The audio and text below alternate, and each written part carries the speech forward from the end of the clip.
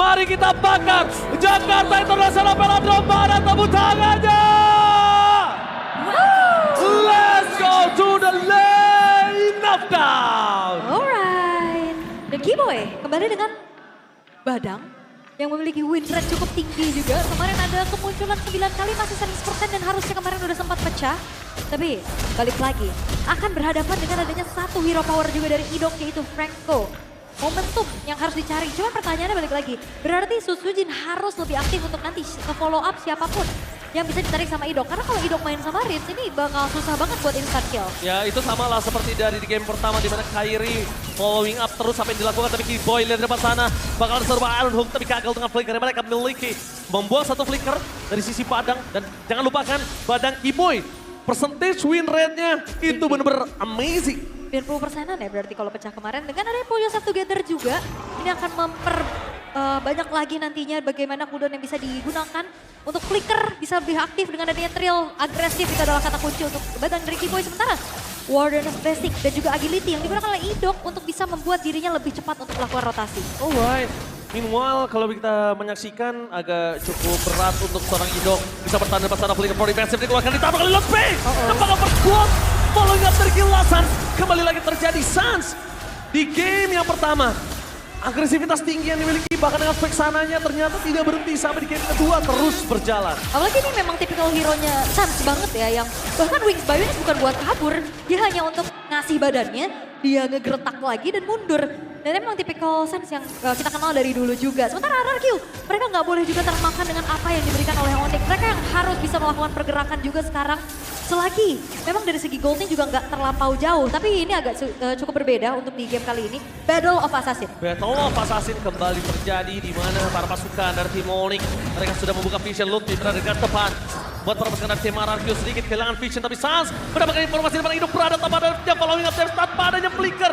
Jangan lupakan Idok one last hit dan solo kill hampir terjadi.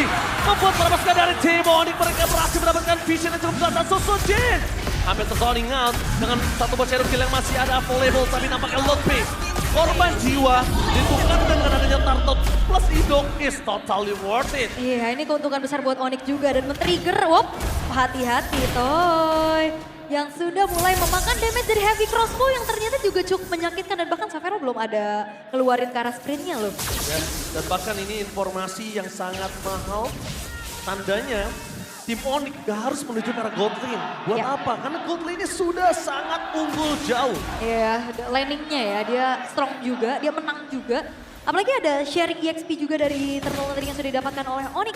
Sementara kali ini dari RRQ mereka yang harus make a move, mereka harus cari jalan keluar agar tidak terdominasi lagi early game-nya. Karena kalau ngelihat di game pertama, RRQ unggul tapi bingung. Dan sekarang, Oke, flicker yang dikeluarkan saat Idok kembali jadi target utama dan bahkan para pasukan dari tim Onyx menyelenyapkan dengan sangat cepat. Shadow Tail satu poin kill tidak bisa terlalu lama karena damage dari terpasukan di mana slot daerah tenggelam terkena damage yang cukup besar. Kairi menenggelamkan daerah dengan petir dan juga air dari sungai tersebut. itu dia combo yang memang ingin dilakukan oleh Onyx. Fist crack ditambah dengan heavy strike dari belakang dan itu sangat-sangat berjalan sesuai dengan apa yang direncanakan pula oleh Onyx. Sementara Lutfi yang sudah berlengang leha untuk bisa mengintip ke area jungle dari Susujin. Dia tahu ada Susujin di situ, Iya. tapi dia cuma buka vision supaya Kairinya tidak bisa di-invite. That's it. Ya. Dia nggak mau lebih lagi. Udah cuman ini aja ya, informan ya.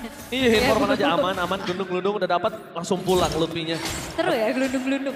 Iya, dan bahkan lihat di arah gold lane benar-benar full dominasi dari Savero. Ini dia the rookie monster from Onyx. Yep. Didikan Uncle Wei, Paman Wei. Benar-benar membuat Savero menjadi monster yang sangat menggigit di gold laner. Kalau bicara tentang Savero juga kita ingat ya dulu dia terlalu agresif. Tapi sekarang agresifnya udah benar-benar di waktu yang tepat. Ya, terkalkulate ya kalau bisa kita Begitu bilang. pun dari Toy juga sebenarnya kita ngeliat bagaimana potensi dia cukup luar biasa.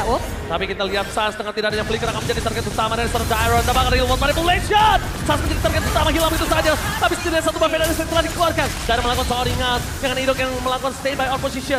Di mana Kiboy berada belum terdeteksi.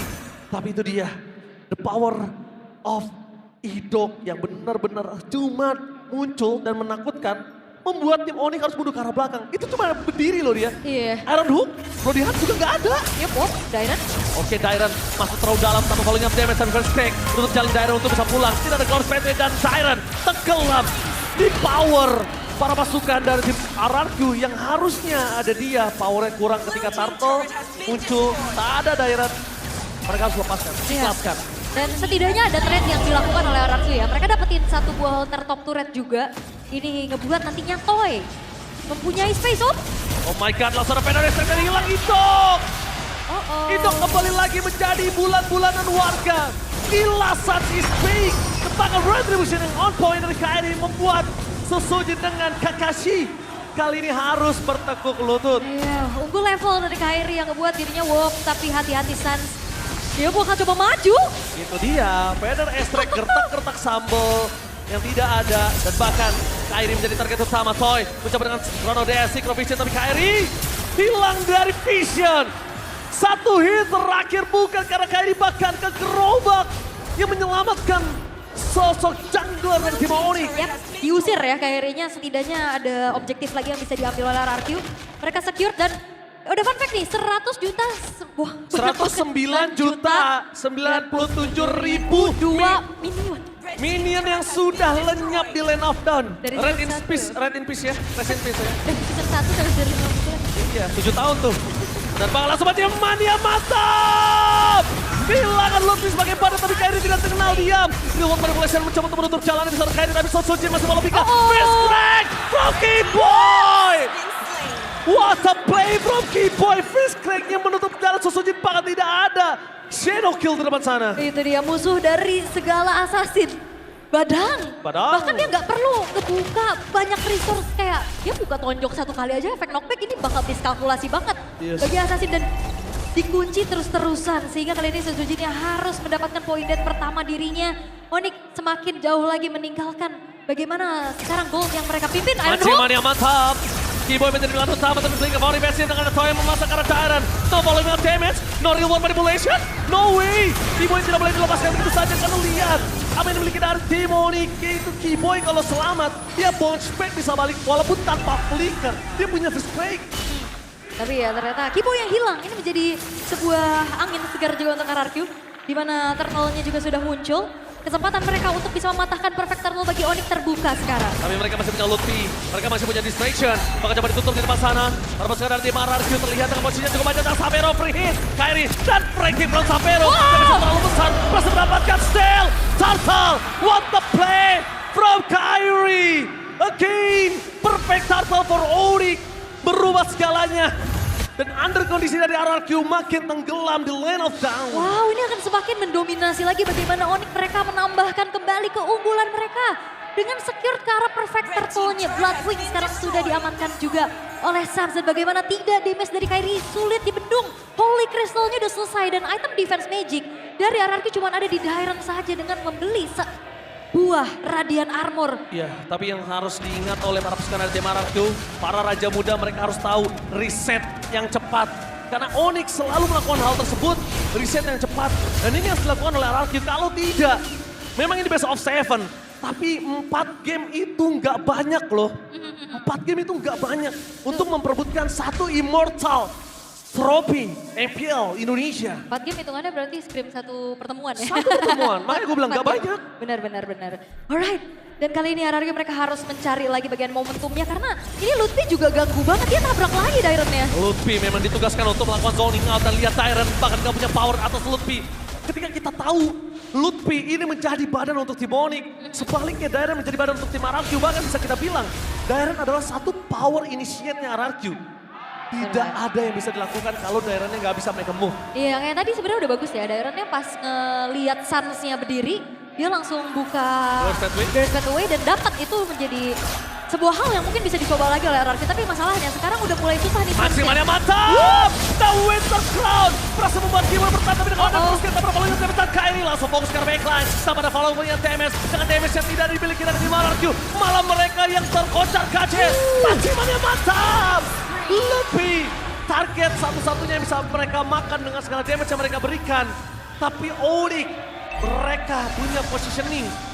Satu yang paling penting yang belum terpecahkan oleh RRQ, KRI tidak bisa terikat. Iya, Dan tadi juga Rinse selamat loh, akhirnya gak ada trade point kill kan yang dilakukan sama Onyx-nya. Rinse selamat walaupun kena tetesan Feeder Ice Strike, tapi mungkin hidupnya yang udah mulai bisa ganti lagi gameplaynya karena tadi kita udah ngeliat Iron Hook. Terus juga dengan ada Bloody Hand. Kiboy! Ini shift power, targetnya sangat mahal. Toy langsung tenggelam di lautan dan bahkan dilakukan dari Demonic. Berhasil membuat mereka mendapatkan Lord yang pertama.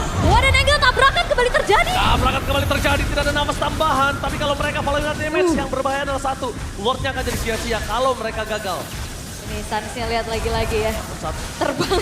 Gila, Sans is back. Tapi Kiboy, bener-bener ini jackpot banget dia bisa dapetin Toy. Yes. Yang dari tadi aman, dia bisa free space untuk farming.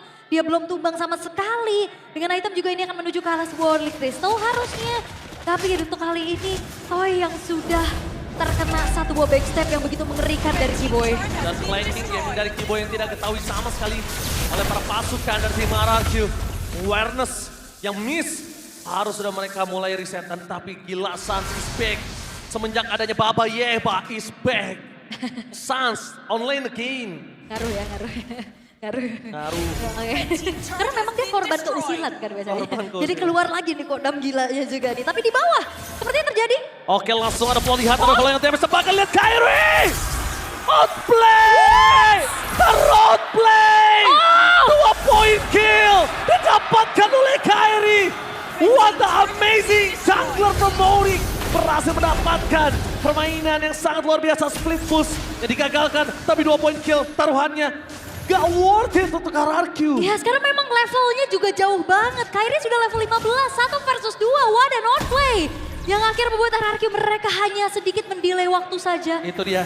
Agar Lordnya tidak kembali dikawal oleh Onyx. Tapi dengan zaman pos yang dikeluarkan para pasukan dari tim RRQ, mereka mencoba melakukan defensif Lutfi jadi target utama menuju secara race. Tapi body block dilakukan Lutfi sudah cukup enough. Dan bahkan para pasukan dari tim Onyx dengan 7.600 gold difference. How come RRQ mereka harus farming terlebih dahulu, tapi permasalahan Maximania mantap. Sas tidak berhasil tumbang. Dan itu dia Wings by Wings save the day for this time. Meanwhile Kyrie hampir saja menemukan dengan 1 poin tambahan. Dan antara jalan untuk pulang. Mencoba untuk Maximania mantap. Ketika minion dan Sonsojen. Shadow kill. Dan Sas. Gila Sas. Kembali lagi ke pertempuran. Dengan final wrestling yang dimiliki. Lepaskan shutdown. Gila, Sun is back dan Onyx. Ini gila semua kayaknya. Targeting mereka begitu optimal dan apa yang ingin dilakukan oleh RRQ terlihat seperti semuanya sia-sia. Bahkan bukan hanya sia-sia, terlihat semuanya kayak serba salah. Betul. Dan bahkan lihat fokus ke arah best turret dengan Savero damage yang cukup. Tapi dengan Maximani yang mengejar Lutfi, mereka sadar dengan adanya Sasa juga Savero, mereka tidak akan melepaskan Lutfi. Ini dia, Lutfi, astaga Lutfi untuk RRQ menjadi masalah besar. Benar. Dan juga ini Savero, lambat laun akan menjadi sebuah hal yang akan mengerikan untuk RRQ. Karena tadi splash damage dengan adanya Force of the Queen dan juga Heavy Crossbow. Ini sangat-sangat mampu untuk bisa mengacak-acak lini depan, terutama bahkan yang diharapkan menjadi lini depan adalah Dairon. Dairon aja kena armor break, dia udah babak belur banget. Udah bonyok. Aslinya. Itu yang sempat saya bilang. Dengan power pick mereka terhadap Dairon. Tapi lihat Dairon terbuka positioningnya. Visionnya cukup jelas. Membuat Dairon akan dilenyapkan dengan sangat instan. Tapi satu hal yang mereka harus pastikan. Di mana Lord kali ini harus mereka dapatkan. Mid lane terbuka dengan sangat bebas. Dan hand came by Samsung Galaxy S25 series. Oh ini tangannya Kyrie ya. Harusnya Lihat ya. sebagaimana cepatnya juga dia memberikan basic attack skill demi skillnya. Bahkan sambil geser-geser pet, tapi karena aman keadaannya, gak ada kontes. Dan karena kali ini Onyx mereka gak akan tinggal diam, mereka Tapi tabrak lagi. lihat Lutfi menjadi badan tepat di blok menuju ke arah 1 poin kill yang sangat kali dong. Sabarnya ini setahun tapi Kyrie benar-benar kurang ke arah backline. Fokus ke arah base, kabel yang baru terjadi. Dan ini bencana. Para pasukan dari tim RRQ mereka kehilangan 2 pemainnya. Dairon di garis depan, tapi Savero masih bisa memberikan damage tambahan. Tapi Sans akan melakukan cover dengan sangat siap.